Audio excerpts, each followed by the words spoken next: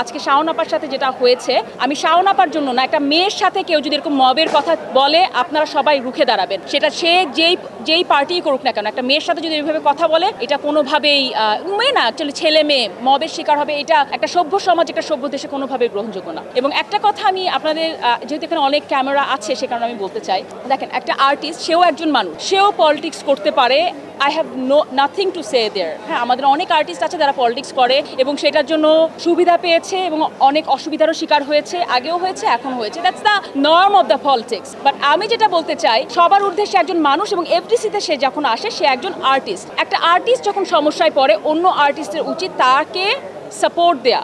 আমি মনে করেন আপনারা আজকে যারা সাংবাদিক আছেন, আপনারা যখন একজন সমস্যায় পড়বেন, আমি সবসময় দেখি সবাই ঝাঁপিয়ে পড়েন তার জন্য, দ্যাটস সো গুড। বাট এই সেম জিনিসটা আমরা আর্টিস্টদের কাছ থেকেও আমরা প্রত্যাশা করব। আজকে শাওন আপার সাথে যেটা হয়েছে, আমি শাওন আপার জন্য না, একটা মেয়ের সাথে কেউ যদি এরকম মবের কথা বলে আপনারা সবাই রুখে দাঁড়াবেন। সেটা সে যেই পার্টি করুক না কেন, একটা মেয়ের সাথে যদি এইভাবে কথা বলে এটা কোনোভাবেই মেয়ে না, অ্যাকচুয়ালি ছেলে মেয়ে মবের শিকার হবে, এটা একটা সভ্য সমাজ, একটা সভ্য দেশে কোনোভাবেই গ্রহণযোগ্য না। এবং একটা কথা আমি আপনাদের, যেহেতু এখানে অনেক ক্যামেরা আছে সে কারণে আমি বলতে চাই, দেখেন একটা আর্টিস্ট, সেও একজন মানুষ, সেও পলিটিক্স করতে পারে।